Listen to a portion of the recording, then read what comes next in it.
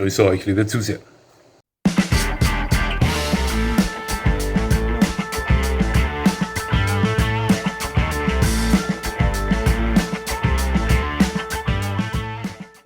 Nochmal herzlichst willkommen, liebe Zuseher, hier auf meinem Kanal. Ich freue mich sehr, dass Sie da sind. Ja, Sie befinden sich heute wieder in der Videoreihe Unsere Hunde.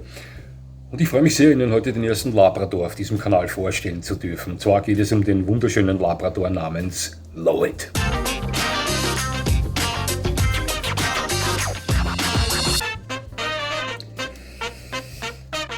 Ja, Alex, der Besitzer von Lloyd, der wuchs in den 70ern in Deutschland als Sohn eines Jägerhaushaltes auf. Der Vater von Alex schwörte auf den fantastischen Deutsch-Drahthaar, eine tolle Hunderasse. Ein Allzwecksgerät für viele Jäger.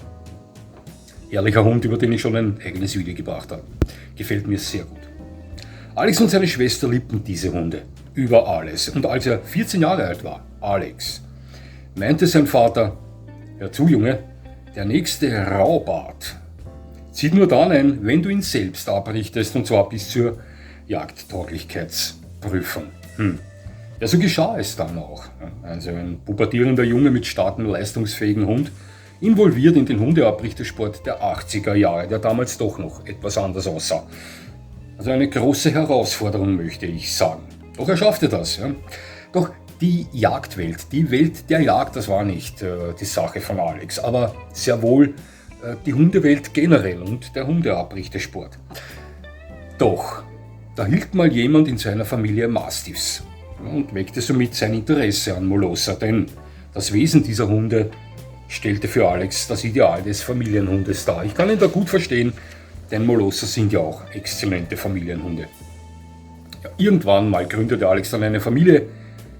Seine Frau und er waren sich schnell einig: Wenn genug Platz da ist und die Kinder nicht mehr zu klein sind, dann zieht ein Hund ein. Vor 2 Jahren wurde dann damit begonnen, über die Rasse zu verhandeln. Ich kenne solche Verhandlungen gut, wo man damit beginnt, mal auszuloten, wie weit man gehen kann. Ja. Ein Boxer sollte es zuerst werden, also ein Kompromiss, weil die schwereren Kaliber die Verhandlungen nicht überstanden haben. Ja, doch, es kann alles anders. Denn eines Tages macht ihn seine Frau auf einen roten Labrador aufmerksam, der auf Besuch bei Bekannten war. Ein schöner Hund, keine Frage. Aber der Labi entsprach nicht wirklich den Vorstellungen von Alex.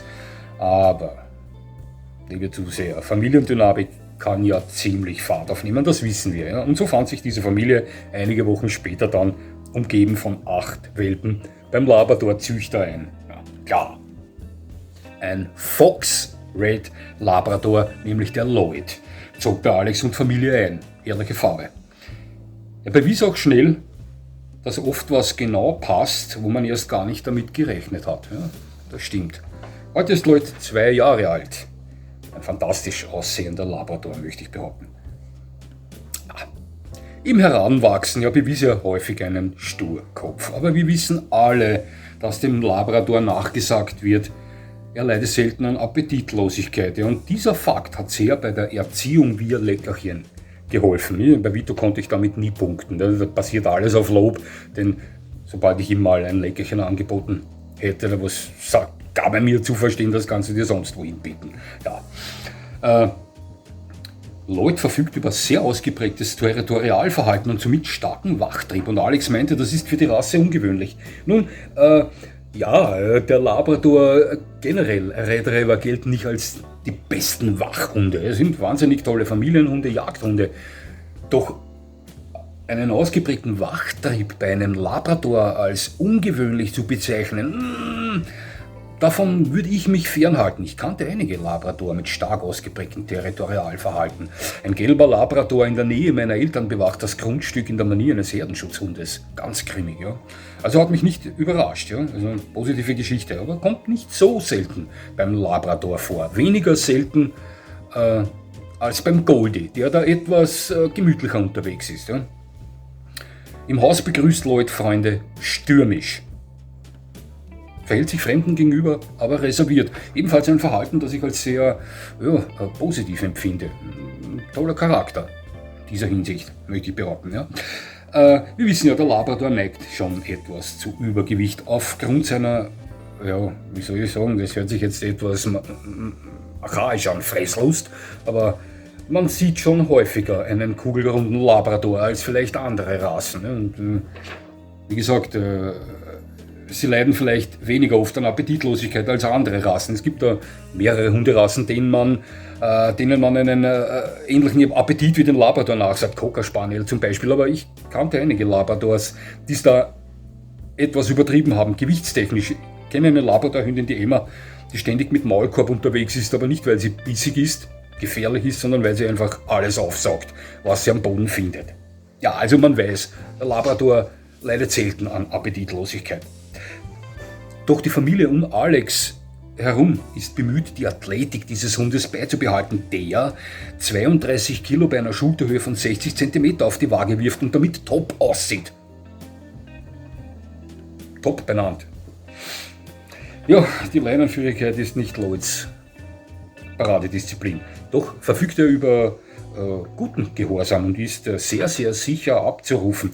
Hören Sie, dieser Hund kommt in den Genuss, mehrere Stunden wöchentlich mit einer festen Gruppe aus 20 Hunden zusammenzutreffen und darf mit denen dann ja, alle Situationen, die es zu erleben gibt, erleben. Die fetzen da über eine Freilauffläche und werden bei all diesen Dingen genauestens von ihren Besitzern beobachtet. Somit wird sein recht gutes Sozialverhalten natürlich auf optimale Art und Weise forciert. Es gibt ja nichts Besseres oder es kann keinem Hundebesitzer etwas Besseres passieren, als die Möglichkeit, so etwas tun zu können. Also mit einer fixen Gruppe von 20 Hunden, die sich natürlich dann mit der Zeit immer besser kennenlernen, seinen Hund laufen zu lassen. Also die erleben da ja die verschiedensten Dinge untereinander. Also was Besseres kann ihnen ja gar nicht geschehen. Lloyd geschieht das mehrere Stunden wöchentlich. Also da gibt Alex auch darauf Acht, dass es dabei bleibt und da gebe ich ihm recht, denn das ist wie gesagt eine ganz tolle Sache. Ja, so viel sei eigentlich zu diesem Hund gesagt. Ein wunderschöner 2-jähriger Labrador-Rüde in Fox Red. Eine Farbe bei dieser Hunderasse, die man nicht so häufig sieht wie Gelb oder Schwarz oder das Braun der Labrador. Aber wunderschön, möchte ich sagen. Herrliche Farbe. Ich sah persönlich noch nie einen Fox Red Labrador in Natur. Gefällt mir sehr gut. Generell ist der Labrador eine Hunderasse, die mir sehr gut gefällt. Ich weiß, Schande über mein Haupt, ich habe noch nie einen Labrador präsentiert, auch keinen Golden Retriever oder Irish Setter und so weiter. Aber mir fehlen auch noch Border Collies, mir fehlen noch Australian Shepherds, mir fehlen noch so viele Hunde, die ich toll finde und dennoch noch nicht gebracht habe, aber ich hole das alles nach. Wir hatten bis vor etwa 10 Jahren im Besitz eines Bewohners unter uns den Benji. Ein schwarzer Labrador-Rüde und für mich anatomisch der schönste Labrador, den ich in meinem Leben je gesehen habe. Ein großer, athletischer, schneller, triebiger Rüde mit Spitzenwesen.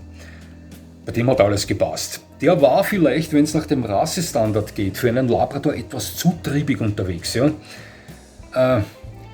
Und vielleicht etwas zu groß, zu wuchtig. Er war nicht zu schwer, aber er war wahnsinnig starkknochig und hatte einen Kopf, der derartig massig war. Es war ein reinrassiger Labrador, keiner dieser Labrador-Molosser-Mixe, wie sie heute gerne mal angeboten werden. Ein reinrassiger Labrador, aber mit einem wahnsinnig mächtigen, kugelartigen Kopf. Schöner Hund. Herrliches Wesen, selbstbewusst anderen Hunden gegenüber, aber nicht unfreundlich. Fremden gegenüber, die er erst kürzlich kennenlernte, am Anfang reserviert, aber wenn er mal jemanden besser gekannt hatte, ebenfalls stürmisch begrüßend auf die zukam, so wie Lloyd hier mir von Alex beschrieben wurde, der ebenfalls charaktertechnisch einen Labrador darstellt, wie er mir sehr gut gefällt. Ja? Sie kennen meinen Geschmacken, wenn es zum Wesen von Hunden kommt, ja? Speziell Thema Wachtrieb, Schutztrieb. Klar, er ist nicht unbedingt der typische Wach- und Schutzhund der Labrador, doch es gibt mehr Labrador da draußen, die ein ausgeprägtes Territorialverhalten haben, als man glaubt. Also ich sah schon einige, also da kann man sich schon täuschen. Lloyd dürfte so ein Hund sein und das finde ich, für mich ist das immer ein Vorteil. Ja? Er ist ein wunderschöner Hund. Mit 60 cm Schulterhöhe nicht unbedingt der größte Vertreter seiner Rasse. Und mit 2 Jahren möchte ich mal sagen, ist er, dass er höhentechnisch fertig ist. Also da wird nicht mehr viel gehen. Ja, gewichtstechnisch muss die Familie rund um Alex jetzt etwas aufpassen, möchte ich sagen, denn scheinbar ist auch Alex, sage ich, Lloyd, wie es bei Alex aussieht, weiß ich nicht. Ja? Aber ist auch Lloyd nicht abgeneigt, etwas mehr Futter zu sich zu nehmen, als für seine Taille gut ist? Ja, aber wenn man darauf Acht gibt, hat man das im Griff. Man kann das steuern, eben durch Mengenzugabe oder durch Bewegung des Hundes etc. Sie wissen schon, ja, ein wunderschöner Hund, 2 Jahre alt, ein Jungrüde, körperlich so gut wie fertig, geistig wird sich auch nicht mehr viel bewegen, toller Charakter, tolles Sozialverhalten, scheinbar tolles Sozialverhalten anderen Hunden gegenüber, toller Kinderhund, lebt mit Kindern zusammen. Ja, Alex hat mir noch geschrieben, dass die Familie rund um ihn schon damit spekuliert, dass wenn die jüngste Tochter mal etwas älter ist, sich noch einen zweiten Hund dazu zu nehmen und dann Lloyd dazu zu verwenden oder in die Erziehung des nächsten Hundes mit einzubeziehen. Scheinbar eignet sich dieser Hund auch sehr gut dafür, möchte ich sagen. Ja, lieber Alex, es war mir eine Ehre, deinen Hund hier präsentieren zu dürfen. Ich wünsche dir noch viel Spaß, dir und deiner Familie. Viel Spaß mit diesem wunderschönen Labrador.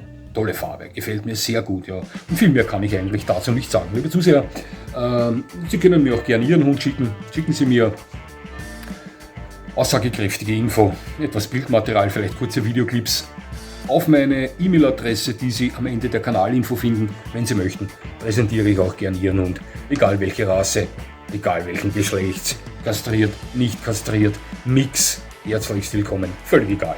Wenn Sie wollen, schlagen Sie zu. Es hat mich sehr gefreut, dass Sie mir zugesehen haben. Ich würde mich natürlich freuen, wenn Sie mir weiterhin zusehen. Und jetzt wünsche ich Ihnen noch einen schönen Tag und das war's schon wieder.